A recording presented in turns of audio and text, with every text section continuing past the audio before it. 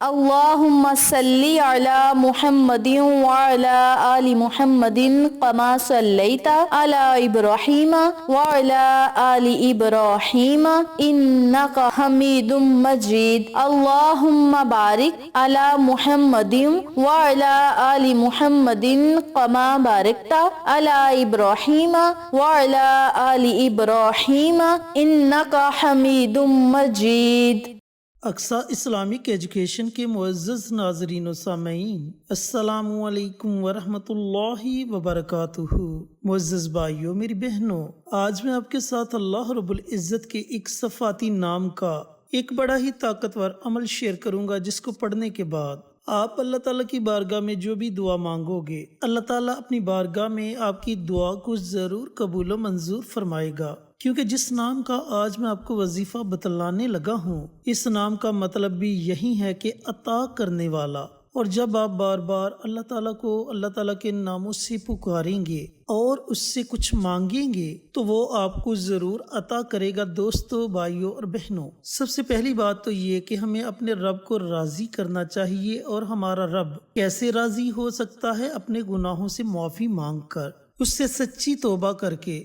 بھائیوں، کسی ماں کو اپنی اولاد سے ایسی محبت نہیں ہو سکتی جیسی اللہ کو اپنے بندوں سے محبت ہے۔ کوئی ماں اپنی اولاد کے لیے اتنا نہیں تڑپتی جتنا اللہ اپنے بندوں کی توبہ کا انتظار کرتا ہے۔ نبی کریم صلی اللہ علیہ وآلہ وسلم کا فرمان عالی شان ہے کہ اللہ تعالیٰ ماں سے 70 گنا زیادہ اپنے بندوں سے محبت کرتا ہے۔ اللہ تعالیٰ فرماتا ہے کہ اے آدم کی اولاد، میں تجھ سے محبت کرتا ہوں، تو بھی مجھ سے محبت کر۔ تو میری نافرمانی کرتا ہے، میں پھر بھی تجھے یاد رکھتا ہوں۔ تو مجھے بھول جاتا ہے، میں پھر بھی تجھے نہیں بھولتا۔ تو مجھ سے روٹھ جاتا ہے تو میں تیری توبہ کا انتظار کرتا ہوں۔ اور جب تو میری نافرمانی کرتا ہے تو فرشتے کہتے ہیں کہ اے اللہ، آپ ہمیں حکم دے، ہم اس پر ٹوٹ پڑیں۔ تو میں ان سے کہتا ہوں، میرا یہ بندہ کسی دن تو توبہ کرے گا، کسی رات تو توبہ کرے گا، تو اپنے مالک کو مہربان پائے گا۔ دوستو، اللہ رب العزت اتنا مہربان ہے اپنے بندے پر۔ جب بندہ اللہ تعالیٰ کے آگے سچی توبہ استغفار کرتا ہے اور اس کی آنکھ سے گرا ہوا ایک آنسو جہنم کی آگ کو ٹھنڈا کر دیتا ہے، جبکہ سارے ندی نالوں کا پانی اکٹھا کر لیا جائے، سارے دریاؤں کا پانی اکٹھا کر لیا جائے اور وہ پانی جہنم کی آگ پر پھینکا جائے تو وہ آگ بجھنے کی بجائے اور زیادہ بڑک اٹھے گی۔ دوستو، بھائیوں اور بہنوں، آپ کوئی بھی عمل کرتے ہیں، کوئی بھی وظیفہ پڑھتے ہیں تو اس عمل کے کرنے سے پہلے کم از کم ایک تسبیح یعنی کہ 100 مرتبہ استغفار کی دعا ضرور پڑھ لیا کریں۔ اگر آپ کو استغفار کی دعا آتی ہے تو بہت اچھی بات ہے، اور اگر آپ کو استغفار کی دعا نہیں آتی تو آپ صرف اتنا پڑھ لیا کریں، استغفر اللہ استغفر اللہ استغفر اللہ۔ بلکہ میں تو کہتا ہوں کہ آپ اس دعا کو اپنی زندگی کا معمول بنا لیں اور روزانہ اس دعا کی ایک تسبیح یعنی کہ 100 مرتبہ استغفار کی دعا ضرور پڑھ لیا کرے۔ بروز قیامت آپ کے یہ بہت زیادہ کام آئے گی۔ تو دوستو، بھائیوں اور بہنوں، اب آتے ہیں اپنے وظیفے کی طرف۔ جیسا کہ میں شروع میں آپ کو بتا چکا ہوں کہ یہ وظیفہ اللہ رب العزت سے مانگنے کا وظیفہ ہے۔ آپ کی کوئی بھی حاجت ہے، کوئی بھی طلب ہے، اس کے لیے آپ یہ عمل، یہ وظیفہ پڑھ سکتے ہیں۔ آپ بے اولاد ہیں، اولاد جیسی نعمت کے لیے دعا کریں۔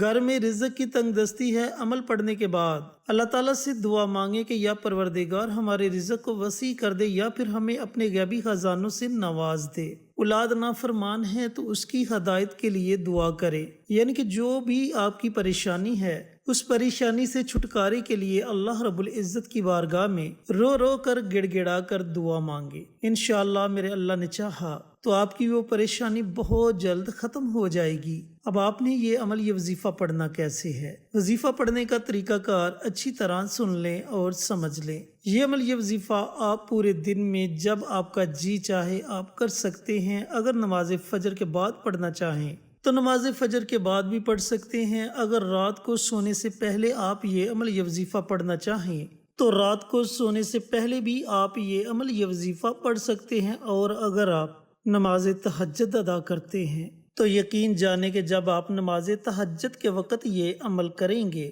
تو اس عمل کی طاقت کئی ہزار گنا بڑھ جائے گی، کیونکہ تہجد کا وہ مبارک وقت ہے جس وقت میں اللہ رب العزت کی طرف سے آوازیں لگائی جاتی ہیں کہ ہے کوئی مانگنے والا اسے عطا کیا جائے، ہے کوئی اولاد کا طلبگار اسے اولاد دی جائے، ہے کوئی رزق کا طلبگار اسے رزق عطا کیا جائے۔ تو دوستو، بھائیوں اور بہنوں، آپ نے کرنا یہ ہے کہ سب سے پہلے پیارے آقا سرور کائنات حضرت محمد مصطفیٰ صلی اللہ علیہ وآلہ وسلم کی ذات اقدس پر درود و سلام کا نذرانہ پیش کرنا ہے۔ درود پاک آپ اپنی مرضی سے پڑھ سکتے ہیں، 1 مرتبہ پڑھیں، 3 مرتبہ پڑھیں یا 5 مرتبہ پڑھیں، یہ آپ کی اپنی مرضی ہے۔ جب آپ درود پاک پڑھ لیں تو اس کے بعد اللہ رب العزت کا یہ بڑا ہی پیارا اور مبارک نام یا وہابو، یا وہابو، اس نام کی آپ نے 1 تسبیح پڑھنی ہے، یعنی کہ اس نام کو آپ نے 100 مرتبہ پڑھنا ہے۔ اب جب آپ 100 مرتبہ اللہ تعالیٰ کا یہ پیارا اور مبارک نام پڑھ لیں